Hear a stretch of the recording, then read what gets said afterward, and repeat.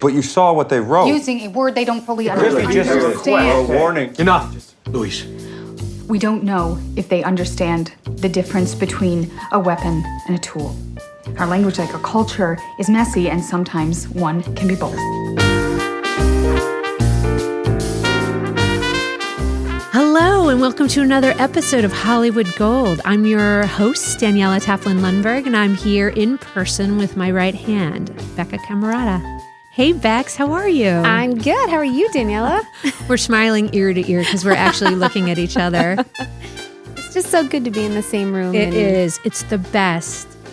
In terms of what we're focusing on today, we're about to jump into Arrival, which is a movie that Denis Villeneuve directed, the incredible director of Sicario and Dune and Blade Runner and Prisoners. I mean, I cannot tell you how much I love this director. Brilliant. To dive into Arrival, which is like, I just watched it again, guys, on Netflix on Sunday, and it is such an incredible film. It's not only just an incredible feat of filmmaking, but so emotional.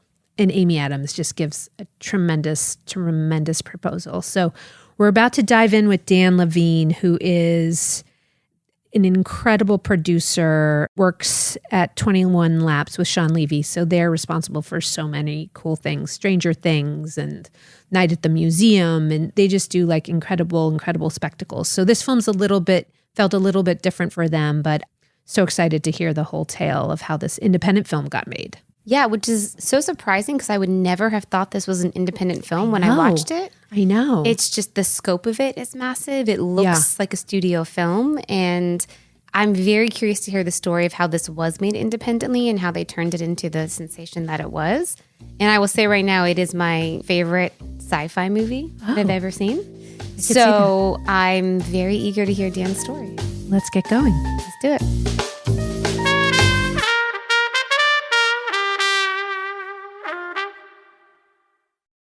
Dan Levine, the producer of Arrival, I have to tell you that, first of all, I have very warm memories of you, but also I rewatched the film because it happens to be on Netflix right now. I don't know if you know that. I'm very happy to see that there. Yeah, and I watched it on Sunday, and I think I had forgotten, because it's sort of classically termed a sci-fi film, how emotional that film is.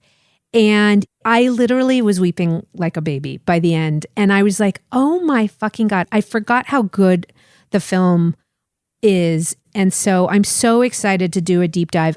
Dan, I don't know if you've listened to any of these pods yet, but I have. Okay. I have, and I love them. And I love that. Oh, amazing. You give us lowly producers a chance to talk because we don't always get to, we're there every second. And sometimes we never get to talk about it. And so I love that you're doing this and celebrating producers. And I know every story of these movies we're choosing, these movies almost didn't get made most of the time. You know, like they were rejected by 7 studios and then like something happens where it happens, right? I remember going to all the, awards events and feeling very special that we were almost 7 years from inception to screen. And because you were like, we fought the battle. Then you talked to another producer and it was 10 years. One was 20. But it is the truth. At the end of the year, these are all labors of love. None of these were easy yeses. Many of these had many lives and deaths and false starts. And, you thought you were in production, then your dreams were crushed.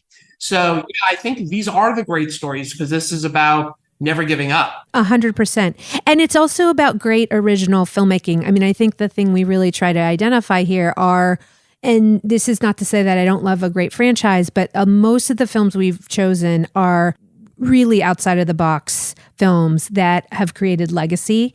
And I would definitely put Arrival in that bucket. And so I did a little research, and we have not done a film with Denis Villeneuve yet as the filmmaker. So I'm so excited to hear about him and his process because he's just such a genius. And I am obsessed with Dune and Blade Runner and everything, Prisoners, everything he's done. I'm a huge, huge fan of.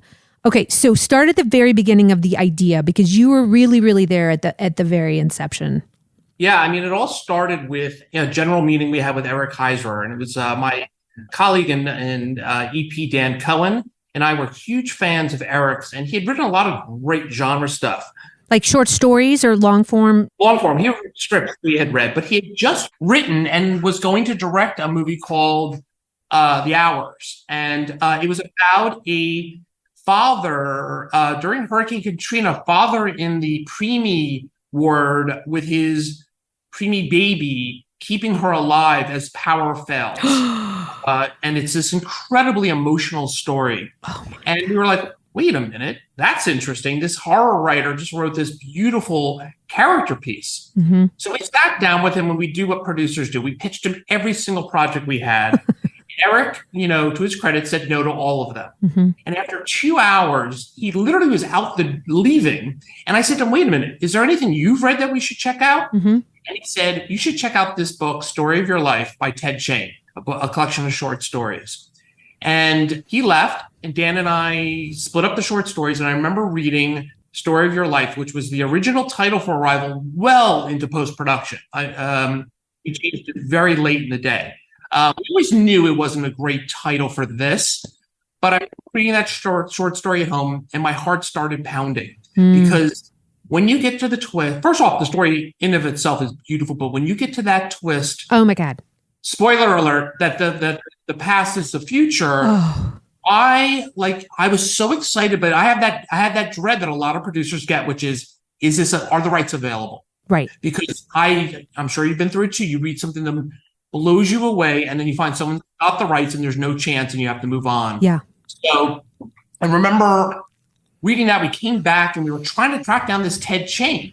And Ted had no agent. He had a day job. He was impossible to find. So we started the hunt for Ted Chiang. Okay. In the meantime, Dan Cohn and I had a general with Denis Villeneuve, and he came in, and we had been blown away by Incendies. Most Americans would pronounce incendies. Okay. But it was a beautiful I certainly did. story. So, but that was his first film, right? Not his first, but his latest and greatest. He had done several films before. Oh, okay. But this one was sprawling and just emotional and had a twist. I mean, it's a must-see film of his. Okay. And in a body of must-see films. So we sat down with him.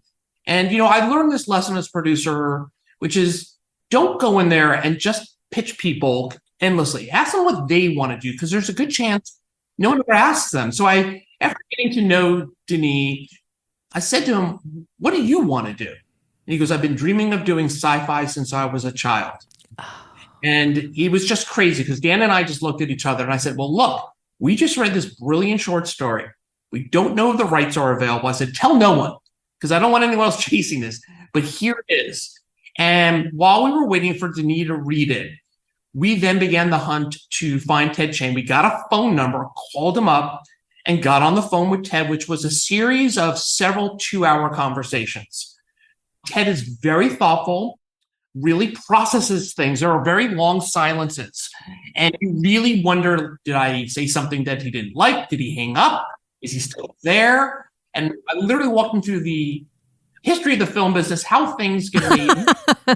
How can you guarantee me that this will be good? And I said, we can't. Yep. I said, if any producer tells you that, they're lying. Yep. You never know. And I walked him through films that we had high hopes for that didn't turn out great, films that did turn out great. And we just talked, and I remember Dan Cohn had the brilliant idea, and he said, look, we're going to send you a film by a director we love. That's the type of director we'd want to get.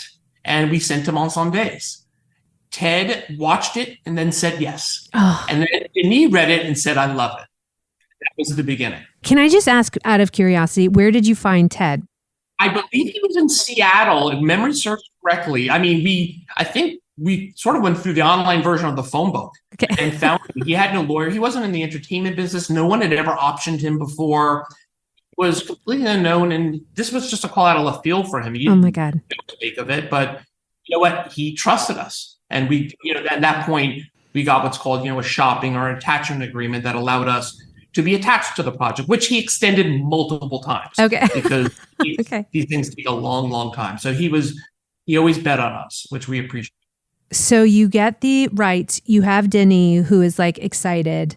Then what? Do you automatically go to Eric, who had given you the short story in the first place? Of course, yeah. It's an unwritten rule here that if any talent tips us off to something good, I mean, in this case, it had to be Eric because we wanted to work with him. But yes, we, of course, first thing we said to Eric is, we got the rights. Great. Of course, we had talked to him prior and said we loved this story because he actually didn't name a specific story. He said, "Story of your life is the one." He's like, "I was hoping you would say that."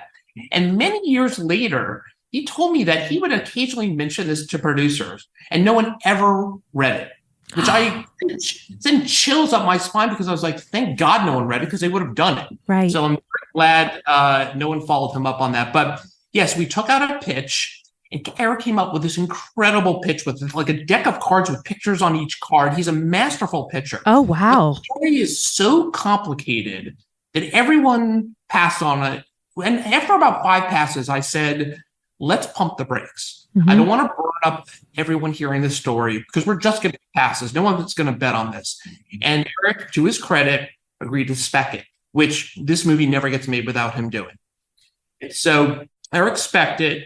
Wait, Dan, can I interrupt you for a second? Was Denis part of the pitch, or was he someone you mentioned as being attached? So there's Denis went off, started to make prisoners, and at that point we had no formal attachment, and we thought we just lost him. Okay. And so being impatient producers, there was a period where we just moved on and did it without him attached. Okay. But with the hope that he would come back to you if the script got written. Yes. And at one point, to be honest, there was another director who stepped up and then fell off. But I like to think of it as fate that we were always going to end up with Denis. We stayed in touch with him about it. Okay. And did when we had drafts, started sharing it with him, which is when he comes back into the picture. But, Eric turned in a draft and we probably did, I'm making it up, maybe 10 drafts with him. Okay, wow. So complicated. There was so much to work on. The short story is brilliant. And it really had all the beats of Louise and her memories of her daughter and the gift of this language. But the alien storyline was very sparse, very intellectual, not very filmic. And we had to create that part. In the story, little ships come to the planet, hundreds of them, and there's no aliens on them, and they're small. And inside's like a TV screen. So it was very cryptic what the gifts were they were giving, but it still had that incredible concept of Louise and the gift of language and nonlinear time. So I remember just sitting in my office, and Eric would sit on this green couch, and it was always me, him, and Dan Cohen, and we would hit the part of the story that just wasn't working. We couldn't figure it out. We would sit there in silence forever. And then Eric would we knew he had something good. Eric would pop off the couch and go, I got it. And that always meant he had something good. And it was always good. He never had an I got it and it wasn't the most brilliant thing. Oh my God. But at a certain point then we had this incredible script and we were then able to take it to the town. And all the studios passed on it, the big studios. But the smaller financiers were interested. And so we had a little bit of a bidding war with these smaller financiers. Did you have Amy and Jeremy and Denis when you took it to town? No, it was just this script. And we took it to the town and we had all the searchlights and the focuses and the FilmNations and all those companies were really intrigued. I remember, we had good meetings and bad. I remember one place said, can it be a man? I was like, no, that defeats the whole point. It's about having a daughter that you lost, and would you make that same decision again? And yes. So that place, we're like, we're not going there. But I remember sitting down at FilmNation with Aaron Ryder, and he sat down at the table with him in their office. He slapped his hands down on the table and said, let's make this movie. Ooh. He gave me 2 notes. He just laid out a game plan about how we're going to get it made. So you sent out the script to the town, and then a number of the companies expressed interest, and then would you go and sit with them in person and sort of workshop it? Oh, yes. We went around to many, many places. I mean, I had 10. Wow. Okay. Yeah. So we set it up there, and they knew about Denis. In fact, I remember a conversation with Aaron Ryder where I said, look, there was this guy, you never heard of him. He's never done an English language film, Denis Villeneuve. And he's like, I love that guy. And he knew everything about it. So that's when the conversation started again about Denis, who I think had finished Prisoners. And so then began the conversations with Denis. He read the script and he had, I'm fast forwarding a bit. I'll get back to that when we formally had him. But then, we just worked on the script, the budget. And I guess I'll fast forward to we eventually got Denis. And, we showed him the script and we thought it was great. And it was, but he was so smart about it. He said, he always used this phrase, dirty sci-fi. He wanted to make this feel almost like a documentary, what really would happen. And that's what I had always loved about this script, is that it does the movie that every other studio skips over. Aliens land and they attack. Right. But no one ever wondered, how would we even communicate with them and know what they want? What if they just shut up? And I thought that's the story we're telling. And Denis really embraced that. In fact, we had a massive storyline about how part of the gift that Louise gets, beyond the ability to see forward and backwards, was they gave her blueprints for a spaceship, because life on Earth is going to go extinct, which, obviously we're seeing with global warming. And this was a chance for humanity to spread. And we thought, and it was a very cool idea, but Denis was like, you don't need it. It doesn't need that big concept. So we just kept folding it inwards, the story, and making it about one gift. And so it was one of many brilliant notes Denis brought to the project. And then the script just got better and better. And Eric was just so incredible. Just every note we gave him, he made even better than what we suggested. Who came up with that visual circular language? Well, I'll tell you, in the script, to his credit, Eric came up with the circle, but it was very technical, more Star Trek looking. And it wasn't until very later, and we could talk later about it, that our production designer and his wife actually had the idea that, first off, we wanted something more organic. Patrice Vermette was our production designer, and his wife, I think, saw like a coffee cup stain on the table, the swirl. And that's the inspiration for the language. God. But Eric came up with the circular language, which was one of many brilliant things. And it was in the original drafts. So, what happens now? They arrive.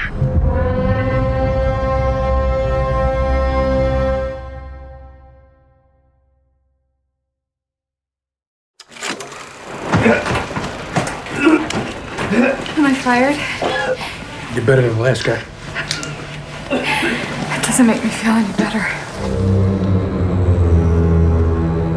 Okay, so go back to sort of where you're at the beginning with Denis. Yeah, so we got Denis, we got the script better, and Denis really wanted to do Sicario next. And I would get calls from, there was Glenn Basner at FilmNation, and David Lindy was at this company, Lava Bear, which was also financing, and Aaron, and they would all call me and say, you got to get Denis to drop off that movie and do our movie first. Because as a producer, time is your enemy. Yes.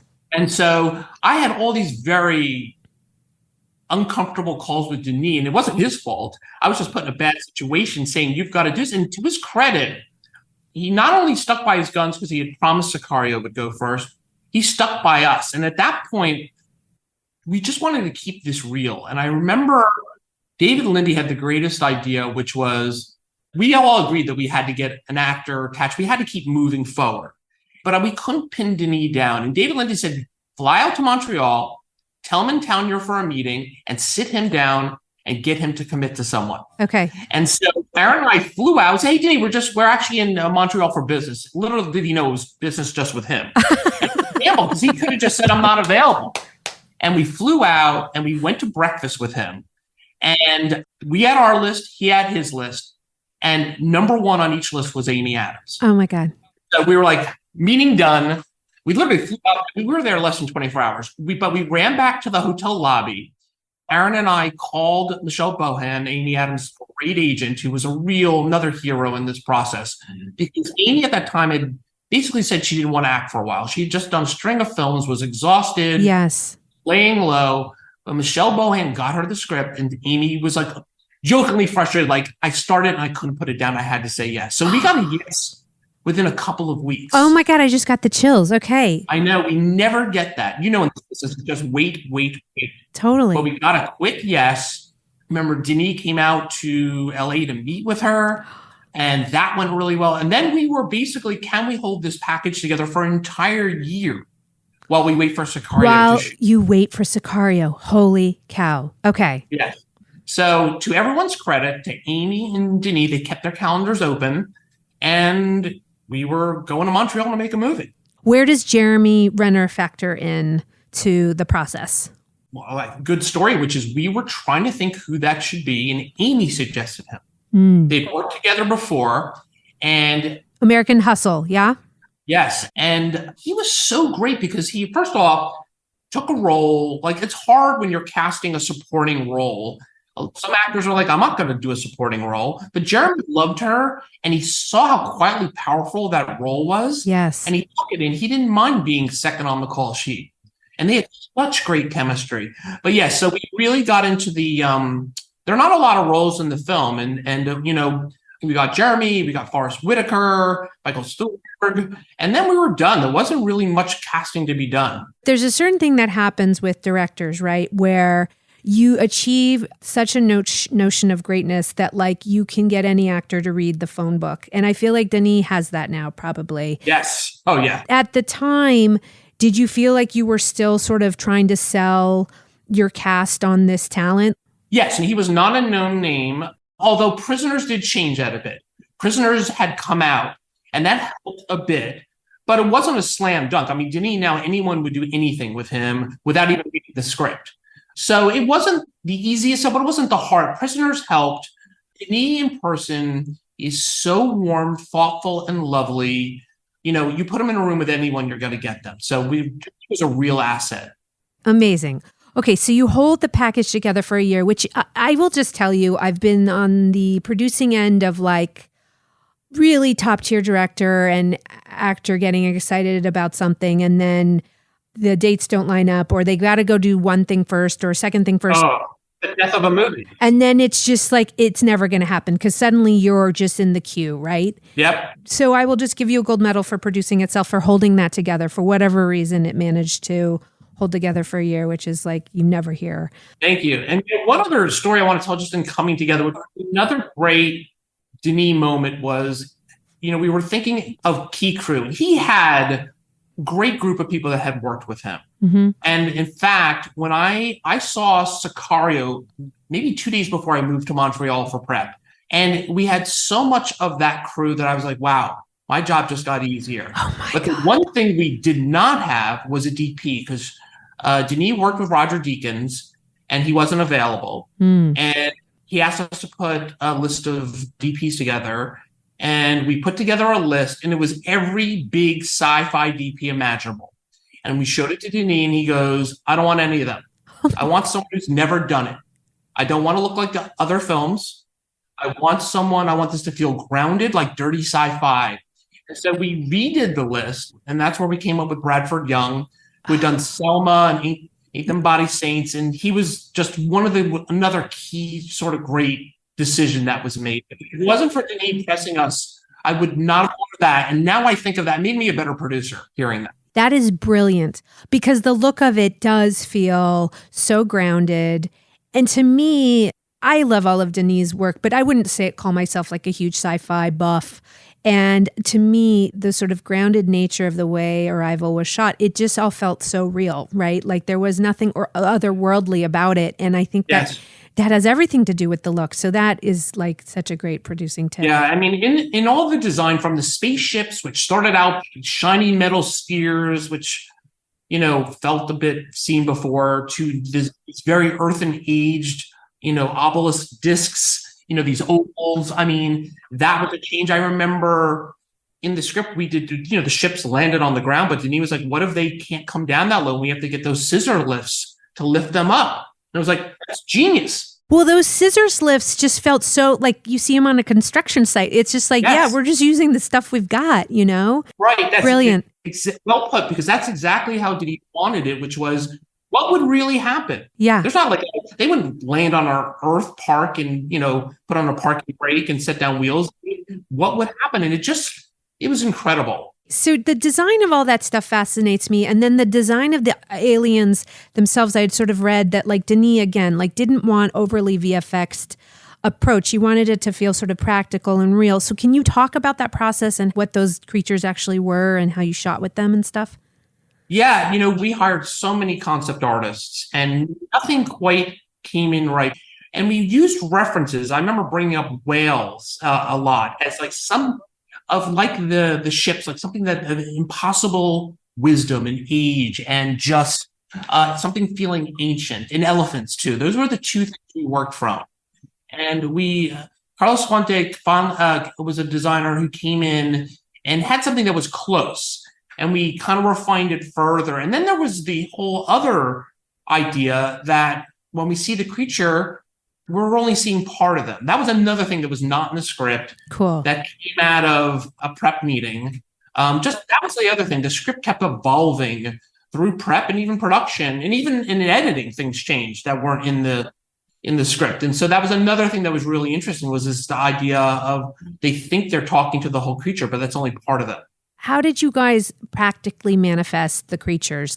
Were there actual practical things on set? No, it was the classic tennis ball at the end of a stick. So one of the really smart things we did, even though it was expensive for a movie that didn't have a lot of money, is we built that interview chamber. That was a practical build, and it was so magical that it really, I think if you give actors something real to interact with, yep, they got to walk down that long corridor. They got to do it. They got to go up in a scissor lift into the ship. And so, but the one thing we couldn't do, and we were still figuring out, honestly, were the aliens. So it was the classic tennis ball on the end of a stick that they were reacting to. And we tried some puppeteering that was okay, but yeah, we really didn't have much. Okay. Got it. Just great acting. Just great acting. Yes, exactly. Was there anything you remembered about prep that was particularly difficult? Or Yes. And in many ways, we had such a dream team. But yeah, like any production, I remember one thing were the suits, were the orange suits, the hazmat suits that they wear. And I remember during prep, we did a test, and it didn't go well because as they moved their arms up, the head kept rising. So they looked like minions from Despicable Me, and it looked comical. And I remember a lot of conversations, and I don't know, to be honest, that I was heard as well as I should have been heard. We, during production, we had to have an emergency lunch meeting because there was a problem. We had to redo all the suits in a panic and to make them sit down on the shoulders and not rise up. Also, you have them trapped in these suits that get hot. So we always had that one of my jobs as a producer on every film is to come in every morning and say, it's too hot in here, make it colder. Yes. You have to have it cold, and you cannot catch up. If it's not cold in the morning, those stages are so big, you cannot cool them down. So that's my main thing. Cool it down. So that was one of the bigger problems. I'm trying to think if we had other prep issues. It was pretty smooth. I mean, it was such a magical prep and production. It was such a lovely group of people. I loved Montreal, my favorite city I've ever shot in. Oh my God. Okay, good to know. The only thing is so many people were French. Yes. That sometimes there would be a huddle in fast-speaking French, and my terrible high school French would not cut through. But I'm like, as a paranoid producer, your first thing is, are they talking about me? I hope they weren't. But no, they were real. I mean, I understood that they were firing away, trying to solve stuff. But as a funny aside, I remember during prep, Roger Deakins' movies fell apart. And he reached out to Denis about, could he come back? And at that point, Denis was so loyal to Bradford, and we all love Bradford, that changing was not possible, but it was interesting. Yeah. I mean, that is a real Sophie's choice. Absolutely. But I think it was actually not that, because it was an easy choice. Yeah. But yeah, other than that, I mean, there were, we did a lot of research, so we had a mathematician and a linguist, and they would find things in the script that weren't correct. So we have to do some quick rewrites, but that's par for the course. Yes. And I will say we did have one other big challenge, which was we had to cut, I think, 3 days out of the movie. We didn't have it. We didn't have the money. We were looking at a board. Aaron Ryder and I were going through and had ideas about what to cut. And I remember we decided we didn't want to tell Denis in the office. So we went to his house. Actually, no, I take that back. I'm going to give Denis more credit here. We were going to tell him in the office, but Denis said, you know what, let's talk tonight. Why don't you come over to my house and we'll talk? Okay. When we went over there, he was barbecuing, opening a lot of wine. We were all drinking and having a blast. And we kind of talked a little bit about the cuts, but we didn't press. And, we had this great time. And I just remember walking out the front door after leaving Denis, And I turned to Aaron and I said, we just gave him those 3 days, didn't we? And Aaron goes, yep. And then it was up to poor Aaron to talk to FilmNation, the financiers about, hey, guess what? This could have cost a little more. You and Aaron got played. He earned that. Yeah.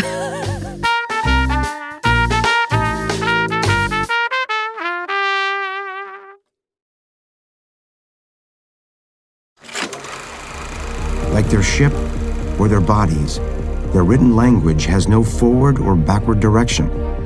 Linguists call this nonlinear orthography, which raises the question, is this how they think? Okay, so you gave him the extra 3 days. It was absolutely worth it, obviously.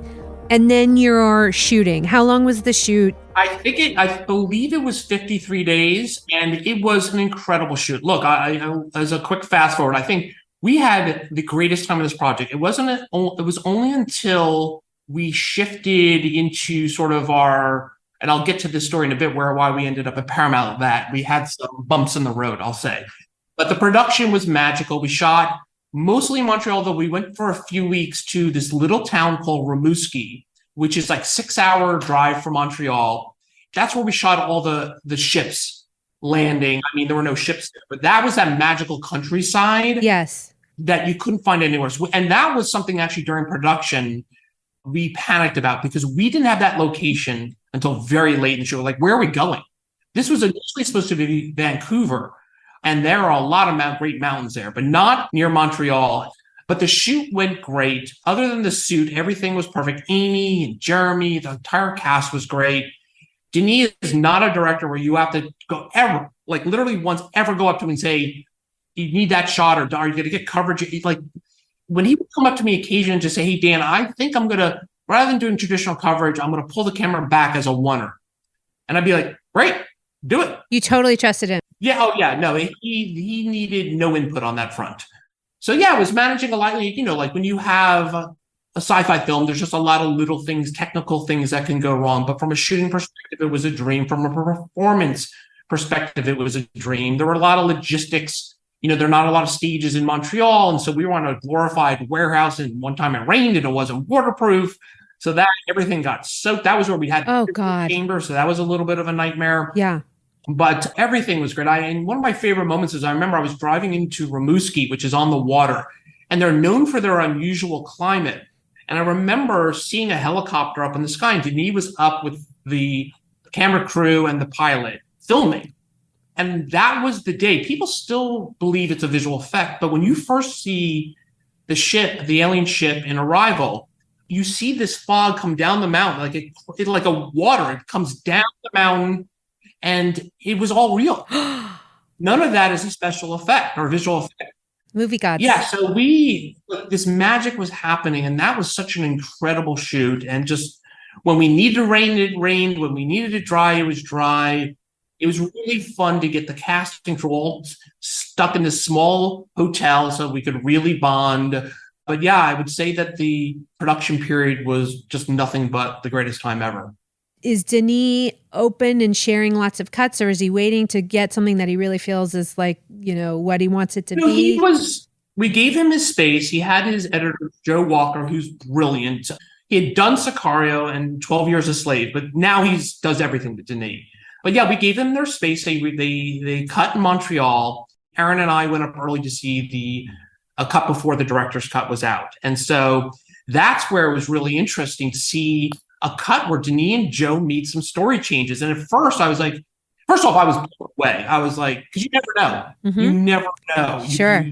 Everything's a dream. Then you get there and you're like, oh no. Yeah. Oh no. Yeah, totally. Ruined it. Totally. But it was beautiful. But they made further changes. Like there was a big storyline in the script, and I understand why Denis cut it, where Amy's character and Jeremy's character are increasingly at odds. She starts to lose perspective. We'll realize later the gift of this language is altering her mind. But Forrest Whitaker's character seeing it as weakness and that she's having a breakdown. And so at one point they split, and he's given the job over her. Interesting. Denis didn't feel like it worked. So he actually cut that out, and he and Joe created a scene out of nothing. There was a scene where Forrest Whitaker and Jeremy are coming to see Amy, who's waking up, to confront her about her mind just being overly affected by the work. And in the scene, she's protesting and they show her something she signed, and she signed it in a circle. And it was such a cool beat, but it was all tied into basically Forrest saying, we're replacing you and Jeremy's taking over. So instead, in the movie, they cut it as just Jeremy, no Forrest Whitaker, coming to see her if she's okay. And she kind of wakes up, and then we see the heptapod in the room, and it's a scary moment, and then she wakes up. So the heptapod wasn't in that scene, the alien. Oh my God. So they totally took a scene and made it something else, which was genius. Wow. Editing is magic. Yes. Other cool, high concept sci-fi stuff that we lost, but again, Denis kept servicing that main story of her and her daughter and her relationship with Jeremy and the gift of the language. Wow. And so, yes, then we shared the cuts with fellow producer Sean Levy and David Lindy, and Glenn Basner got to saw it as well. And they all had very good notes, and we were able to then show it to the studio. Now, this is where things get a little interesting. But I'll just to here. Be clear for our loyal audience, there was a domestic distributor at this point or not? Well, I skipped over a very interesting story, so thank you for pausing me there. Okay. So, right before we started filming, we had Amy and Denis, and this time we did a tour of all the studios, but the big studios wanted it. Suddenly, and Cannes was happening in days. Okay. So there was buzz building there about our package. There was buzz building in the US. I know Glenn Basner and David Lindy were going over to Cannes. They were going to sell this package, international and domestic. But it heated up so much that Denis and I went to every single studio and met with them. And then there was this massive bidding war. And can I ask, did you guys bring visuals or was it just chatting? No visuals. Oh my God. They read the script and they had Denis and me in the room, and they heard Denis out. And we had some great meetings, with Steven Spielberg, which was, that's the only time I've ever met him, and I've always wanted to, so I got to tick that off. Oh my God, that's so cool. And we met with them all. I remember we met with one studio head by the airport because Denis was flying out that night. They came all the way down there, and Paramount, came in with the strongest offer. And then it got announced because Sony International came in for the international. Okay. And so it got announced as the biggest Cannes deal ever. Wow. So thank you for pausing me there, because that was another great chapter in the story. But so Paramount, and they were very hands-off during production in a very respectful way, as was Sony. But when we got to the post-production part, they saw the film and they didn't like it. And that was our first moment of, oh no. Oh my God. We've had such a smooth ride, but they were not a fan of the film. And in my mind, thinking about what to talk about and what not to. But let's just say they didn't like it. They wanted a rewrite and a reshoot. What? And we said, yes. Did they just think they were getting something else? What didn't they like about it? They read the script. I mean, we did the script. I mean, yes, there were editorial changes for sure. Some things that were in there were gone, but they didn't use that as the basis of it. I just think they didn't think it was commercial at all. And I think they also had a great string of rescuing movies that were troubled by rebooting them in post. And I think their feeling was a first cut is a great first step for a reshoot. And so we got a lot of notes, and they really were like, let's get a round table together. Let's redo the ending. And we were like, no. And we didn't know that they were going to release us. They almost pushed us to the next calendar year out of the awards contention. No. And I remember this was the point where fellow producer Sean Levy, we're rep at WME, Amy's at WME, and Sean got Ari Emanuel involved, and we fought. Wow. We fought the fight, and we won. And the film that we made and showed them is the one that got released. So my God. They were thankful in the end, but there was a real troubling spot where, this is where your knuckles get bloody, and when you know you have something special, you have to protect it. I got many angry phone calls, brutal, but I just knew, I was like, I can't let them ruin this. Yes. I can't. Oh my God. I will say this, by the time we finally locked it and got it over to marketing. Their marketing department was phenomenal. It was Megan Collins and all the incredible women who loved the film and knew exactly what to do with it and were exceptional partners. I think they wanted a big poppy sci-fi movie, but that's never what this was. It never was that script. So I don't know what happened. And I having been in a studio, I know there's many closed door meetings. And look, we didn't come out of I thought our preview scores were solid. They weren't in the 90s because I said to everyone before we started shooting, I said, I guarantee that we will never test that well because we have an ambiguous ending. But it turned out to be the best thing. Yes. I've always said that confusion is bad and ambiguity is good. You can fix confusion, but ambiguity tests as badly as confusion. And so the studios don't like it. But you have something. And I knew this when we started showing it to people, where people would stay and talk for 2 hours about it. Yes. Everyone had their own interpretation of the ending. And so that's when I started to know, okay, we got something here. And to me, that's like part of the reason it becomes a legacy film, because it's brilliant. It makes you think. I mean, again, just coming out of Oppenheimer, it is those filmmakers. They're just like, they're tackling such humongous issues in these small stories, and that is part of their legacy. So anyways, again, kudos to you for protecting that. Can you then walk me through, you managed to get the studio to release the cut that you guys believe in. What happens then? So then it's really about, and these things were all new to me, about gating your project. And so you look at a big board at marketing with all the other heavyweights coming out for award season, and it's just a battlefield. Every day is a minefield. Films that you thought were going to be huge critical awards winners, big successes, and you're like, where do we fit in? We eventually picked the date November 11th. We were surrounded by just killers on both sides. But one thing you find out is as these movies come out, some of them just don't work. And suddenly your biggest threats aren't your biggest threats. But simultaneously, what was going on, and one thing I also think that helped us immensely with Paramount betting on this was we got into the Venice Film Festival. I still think they were not so sure. They thought maybe Amy would get nominated, but maybe that's it. The horrible irony is she didn't get nominated for an Academy Award, which still hurts to this day. But I know. She got nominated for every other award. But us getting into Venice, and I really, really think it had a lot to do, not just with the film being great, but Glenn Basner having a great relationship with the festival. We started getting into festivals, and that was so exciting. And we got into, Venice, Telluride, Toronto, you name it. Amazing. Yeah, so we picked this date, and the big irony with the date is that's the weekend after Trump won the election. Oh my God. We were all distraught for a lot of reasons. And I also thought no one's going to see a movie this weekend because we're all just going to be crying and maybe renewing our passports. And it was an awful, awful time. And turned out that our tracking wasn't great, but we overperformed. I think because people were looking for a hopeful future. Yes. And this film suggests a hopeful future. Does the studio say right away after those things happen, like we're gonna really try to promote you guys as a potential Oscar film? Yes, it was great.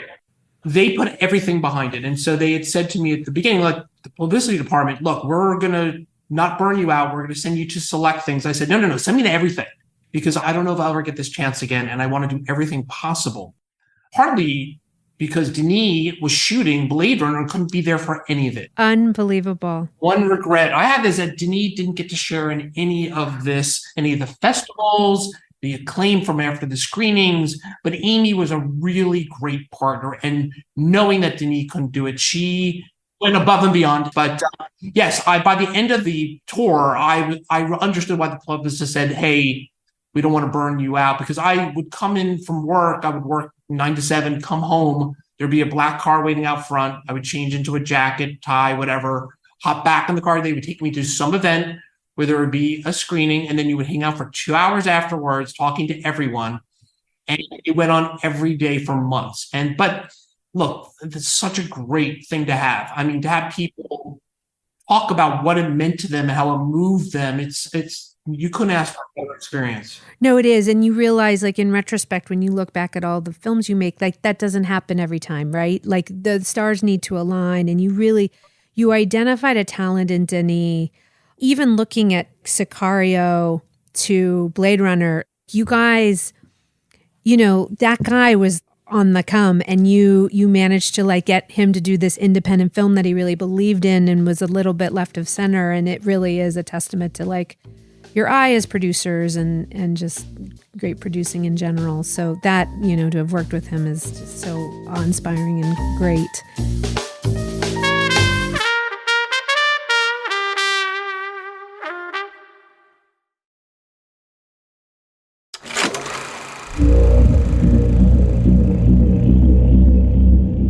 My last question for you, Dan, is why do you think this film, because we really do try to just choose films that we think like exist in this pantheon of great filmmakers and great films that sort of everyone knows. For whatever reason, of the many, many films you make, this is probably one that everyone's going to be like, oh, I love that movie. Why do you think that is? Have you thought about it at all? Maybe you don't have an answer. There's two answers, really. One, obviously, is just because it's exceptional film, well made, beautifully acted, and incredibly compelling story. But I do think everyone is always faced with, if I could only go back and change the past, or if I only knew what was going to happen in the future. And I really think that this film resonates because of that story that Ted Chiang came up with many years ago about a woman who is faced with the decision of she could change things, but knowing what's going to happen, knowing that she's going to have a daughter that she will lose, that the love she had for that daughter outweighed the grief of losing her. And making that choice in that moment, it gives me chills talking about it. But that's the genius of what Ted always had in the story, which Eric beautifully wrote in the script, which Denis beautifully filmed and Amy acted. Remember, early on, one of the first scenes we ever shot was her in the hospital with baby Hannah. And also that we did 2 days in the hospital, and also that same day, her losing her teenage daughter, Hannah, in that same hospital. It was gut-wrenching. It was so emotional and beautiful. And I remember that day, it was all handheld photography. Bradford took the camera, was the camera operator, and shot it himself. So I remember sitting in another room next door in my lonely producer village by myself, and just going, wow, we might just have something here. Yeah. But I think, going back to your question, it is really the crux of that moment, of that choice she made. Thank you so much for sharing this like incredible story. You're a great storyteller. I will tell you, like, thank you. Your ability to just tell the narrative and tell the great stories and memories, I really can't tell you how much I've come to appreciate that. Thank you. And look, I love having something like this on record. I have a 6-year-old daughter, and maybe one day she'll listen to this. Yes. Oh my God. Way to bring it home. Yeah. So I love that you are doing the show and like I said, giving producers a chance. We don't always get to tell our stories. Yep. But I do think future producers or people who want to be producers, I think the more you learn to get something going, to hold it together, this is just a real lesson to trust your heart and what you believe in, fight the good fight, find great partners, and that's how these films get made. Don't give up. Now I'm not so sure I believe in beginnings and endings. There are days that define your story beyond your life, like the day they arrive. Ugh, Bex, I love that story so much. I laughed, I cried. He was such a great storyteller. Dan Levine, thank you for coming on and just like telling things so succinctly, staying on track. Yes. Sometimes some of our guests really love to jump it around. And he really told us the story from beginning to end because he was really there at the inception of the idea. And it really was like a tale of tenacity. I mean, keeping the package together for a year while Denis Villeneuve went to make Sicario, the film that really made him like a hugely, hugely successful director, is really testament to him and testament to Denis for sticking with it, right? Yeah. I mean, that just requires mutual faith in each other because after Prisoners, Denis was, people started to know who he was. Yep. But it could have been one of those things where it's just a magical first time film. Yes. Right? So he hadn't proven a track record of success. And so when Sicario came out, that was when everyone was like, oh. People went crazy for him. And so the fact that Dan had enough faith in him to keep everything on hold, and so did Amy. You know, Amy Adams, incredible Oscar-winning actress. Yes. Waited, kept her schedule clear to do this when it was ready. And the fact that, you, like you said, Denis was waiting for the right time with them to do this independently as well. Yeah. Just kind of magical. It's also like so lovely to hear a story when like the good guys win and the stars align. Like Denis couldn't even promote Arrival because he had gone on to make Blade Runner, the reboot of Blade Runner, the most famous sci-fi film of all time, right? With Ryan Gosling and Harrison Ford, the biggest stars in all of Hollywood. And so I just love that, like, you know, Arrival was this film that was like pretty left of center. The big studios didn't want it at first. It felt like too cerebral. And they managed to make it. And it is a very emotional film. You know, I loved when he said that Paramount did not like the cut. They were like, this is not what we thought we were signing up for. We thought we were going for like a straight sort of 4-quadrant sci-fi thing. And instead they got this like very grounded, emotional, Bradford Young shot film, which is such a beautiful film, but it does feel a little bit more probably art house than what the studio thought they were getting. And the producers fought for what they knew was great. And it paid off, right? Like the movie was lauded. Everyone loved it. I mean, it had like got multiple nominations. It's also just a reminder, like, fight for your filmmaker, fight for what you believe in, fight for original content. Anyways, that was so nice. And it was so great to interview him. Okay, Bex, wrap it up. Thank you, loyal listeners, for listening. Please remember to like and subscribe wherever you're listening to your podcasts. Follow us on Instagram at StayGoldFeatures. Feel free to DM us with any questions, comments, suggestions. And remember to always stay gold. Stay gold.